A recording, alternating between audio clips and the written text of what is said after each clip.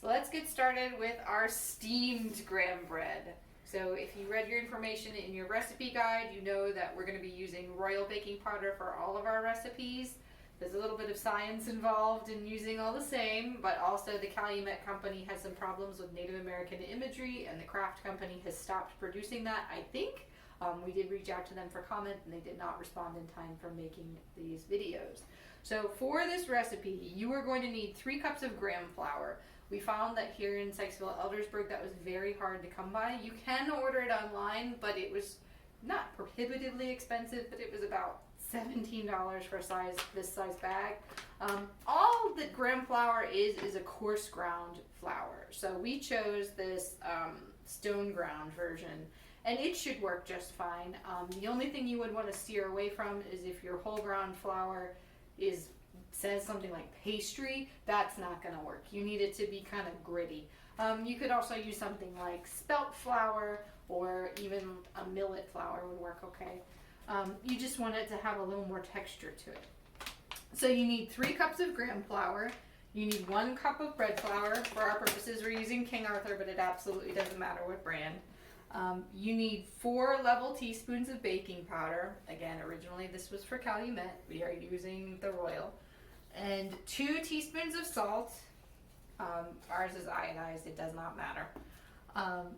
1 cup of molasses, so you already measured that out. And 2.5 cups milk. So that's everything you need for this recipe. Okay, so our directions say to mix in the same way as Boston brown bread, so we added that recipe directly under it. If you want to make the Boston brown bread, go nuts. But alright, so the first thing it says is to measure your meal and flour after sifting. So we have measured a cup of the bread flour, but we need to sift it first, which if you took home ec, you know this is what you're supposed to do every time. Does everybody do this? No. Alright, so after sifting, I'm going to make a mess, but that's alright. Then, again, yay home ec, you're supposed to spoon it in. You are not supposed to dig it out of the bag, even that's what everybody does. And that your measurements need to be leveled. I got it in the corners here. So I just used the back of my knife to scrape it. Okay, so like that. I should have gotten another bowl. Andrew, can you dump this out real quick? Thank you. Well, that'll work. Thank you. Is that too shiny? No, it's fine.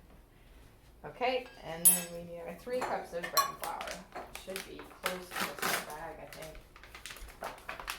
So we'll guesstimate a little bit, and then we'll do the same thing, and we'll sift it in. So 3. Alright, so 3 cups. Add salt and baking powder, and then we're going to sift it again.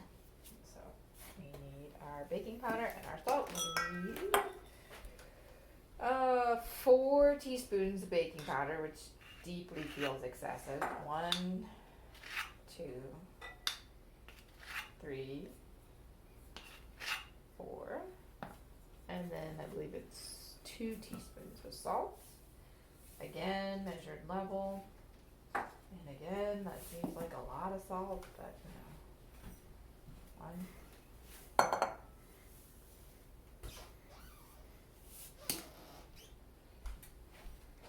2.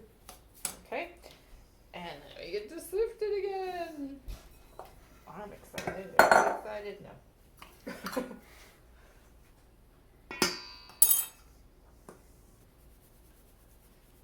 Okay, so then you're going to do this 3 times.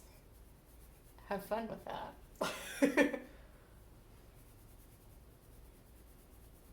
We'll see you when we're done with our 3 times sifting.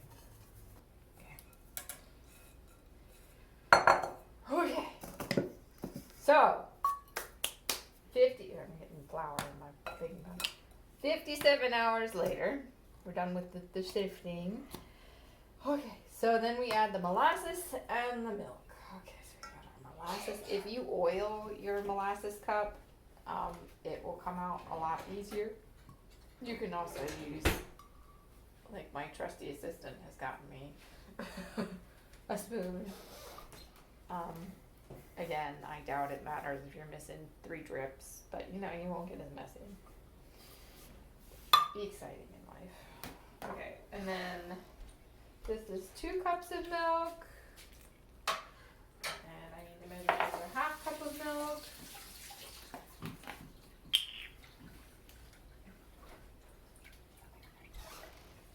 Get down and see if that's level. Yeah, that's good. Okay, another half cup of milk. Ooh, I need that spoon back. Okay. Okay. So the directions don't say to stir it together, but obviously we need to do that. So really what they meant by a steamer is like a steamed pudding mold. So you can compensate for this if you have an aluminum bowl, probably smaller than this one. I doubt you have a pot that's this big.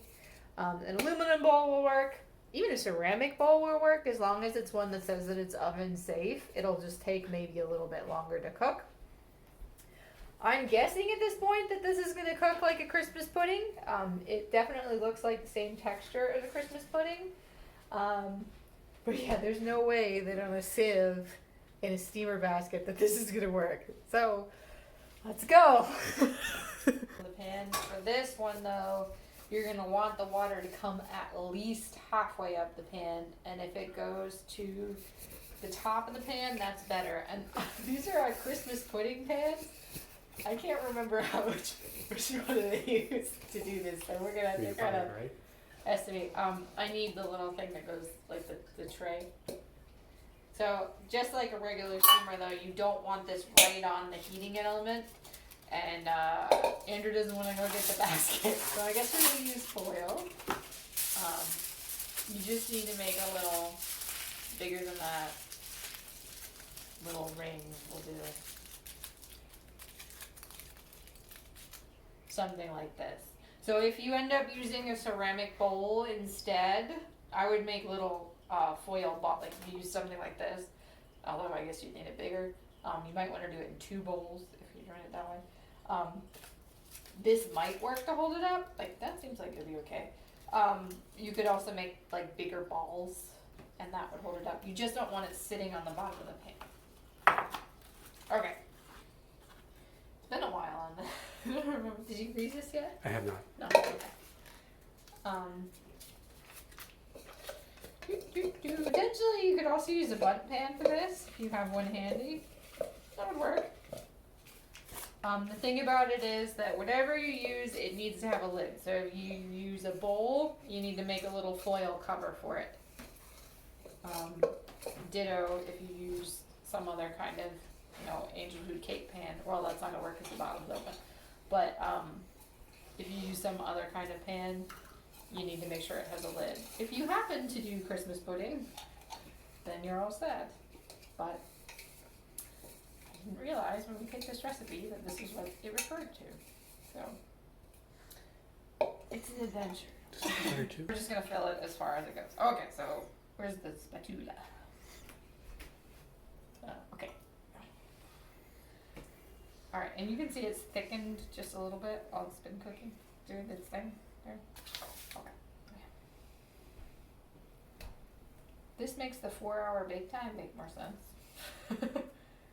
Christmas puddings take forever. Okay.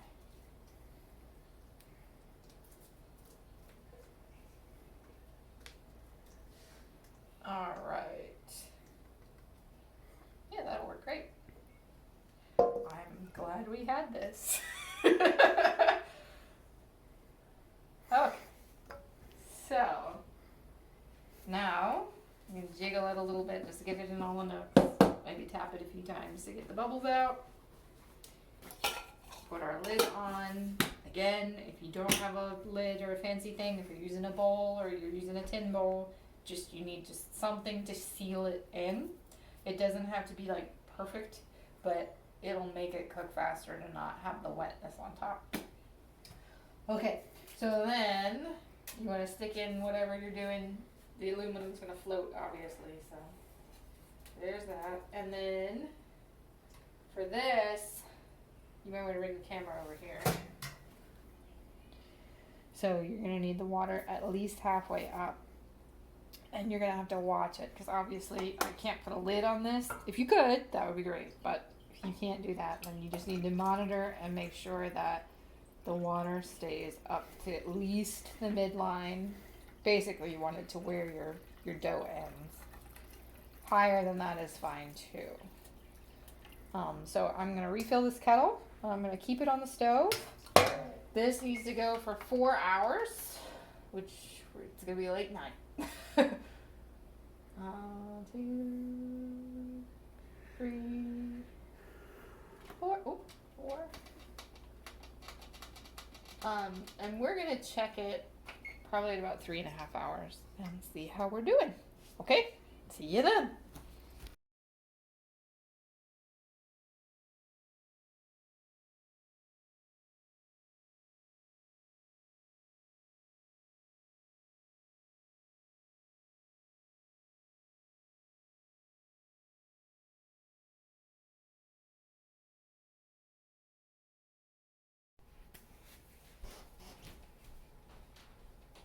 My trusty assistant has gone upstairs, so I hope you all can see me. So the regular graham bread from the Royal Baking Powder Company is quite different from the first one in many ways. First of all, it doesn't have molasses in it. It has an egg in it. It uses shortening instead of other fats. It's just a big difference. It also goes in a loaf pan. Almost certainly, this was not, Pyrex wasn't invented yet, but not glass. Would have been tin or perhaps iron. And this one is actually a little bit small. If we get to the end and this seems overfull to me, then I will just go ahead and just put what looks right to me as far as height. I'm a big baker, but usually I do shaped loaves, not loaves in a pan. So you may have noticed too, that it recalls for your oven to be a moderate oven. So make sure you go back to that and look into what that means. I have set my oven to 350 based on what I know about my oven. Yours may be slightly different. So this one calls for all the flour at once, and you don't have to sift it this time 4 times. This is 1.5 cups of regular flour, so just plain normal flour, not bread flour. And also 1.5 cups of the graham flour. Again, we have used the stone ground whole wheat flour because that's what we could get here. You need 4 teaspoons of royal baking powder. So let's get that in there. Onesies, twosies, threesies, foursies. Again, that seems really excessive to me, but we'll go with it. And then you need 1 tablespoon of salt. Oh, we should probably do this over. I'm glad I did it over a thing. Okay. Level it off. Again, this recipe book also is big on the leveling. Okay. So it says make flour, graham flour, baking powder, and salt together. Okay. So I'm just going to use the spoon I used before. Why not? You still got to wash it. Okay. Okay. And then I'm going to cover our baking powder too. Then it says add beaten egg, shortening, and sugar or molasses to the liquid.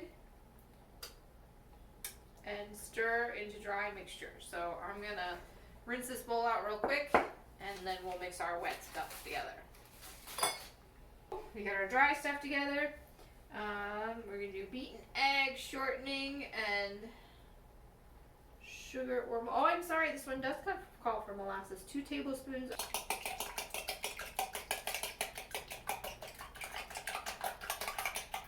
Oh, that's good. Again, the mess is fine. Shortening. So for shortening, I have used Crisco. Crisco has been around since 1911, so this is a 1920 recipe, so I decided that was okay.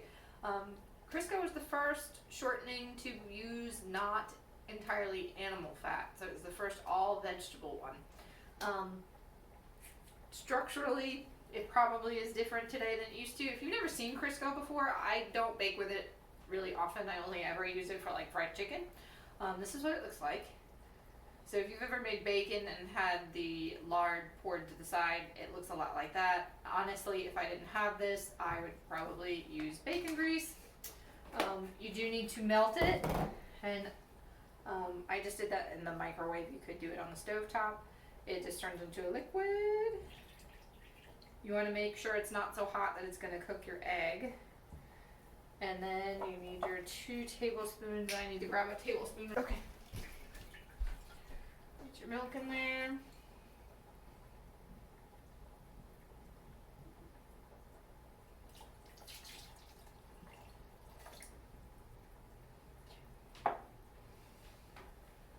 And get your... I just reused my shortening spoon. It was just sitting there. It's not dirty. It's not. It doesn't have anything on it that's not going in this recipe, and it was clean in a bowl that I just had flour in it, so it'll be alright. So 2 tablespoons of molasses.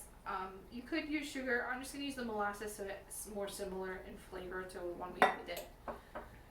Okay. Alright. So just clear this a little bit. Okay. So then you gotta beat this together. Really, a whisk. Ooh, a whisk would be better. So we'll get a whisk. Alright. There we go. So that the molasses is changing its color. So beat it well.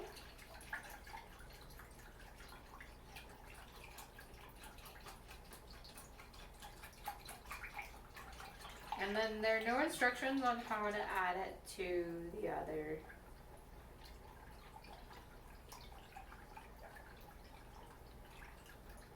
Just stir into dry mixture. Okay, well, let's do it. Here we go. And yeah, this is going to be too much to fit in that pan, but that's okay.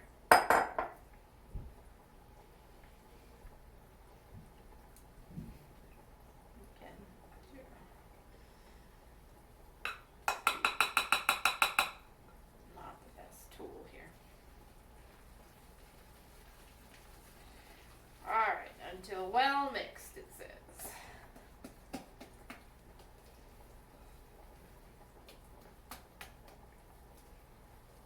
Just make sure we get it all incorporated here. Okay, that looks pretty good to me. Alright, so I'll borrow our spoon back here. Pour this guy in here. It might all fit in here. I don't really know how much this is going to rise. So, I think it'd be alright. So as I said, this pan is slightly below an average loaf pan size. It is 1.5 liters. But if you used a standard loaf pan, it would come a little bit below that. You could also use muffin tins. You could use like a regular Pyrex bowl. Again, Pyrex didn't exist then, but it will work if that's what you have. So we're going to stick this for an hour in our moderate oven. Because it is in the Pyrex, it may take a little bit longer than that to bake. I don't know. We're going to find out. See you in an hour. Okay, so our dinger for our oven thing has rung. I'm going to go ahead and top off our water so we still have 2.5 hours on our steamed one. Alright, so keeping that water level pretty high. And then, let me get out a thing here. All right, watch out, we're hot. Yeah, it looks done to me. Let me take it out. Okay, does it look good? It's thunky. It's hot though. All right, here we go. I'm gonna get it here so I can smell it. So you can smell it. Okay. Does it smell good? It smells almost like peanut butter. Like peanut butter? Does it smell like a graham cracker? No, it smells almost like peanut butter. You're a harsh critic.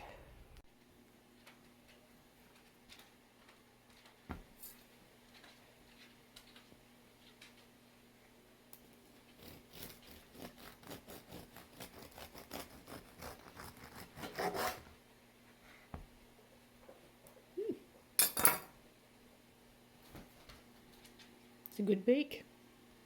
Okay, so this technically has like 45 minutes left on the timer, but I want to see how we're doing because I'm not sure this is exactly the type of mold that they had in mind. And I'm tired. Actually, that does look done. Okay, so pudding molds, typically you can see it rose a whole lot. Typically they don't rise that much. They'll usually get darker around the edges and then if you have a center point in the center.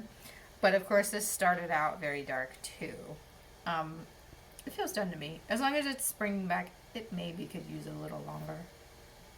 I don't know, what do you think?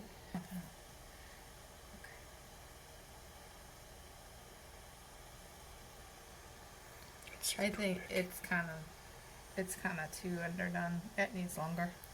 Okay, All back right. in it goes. Back in.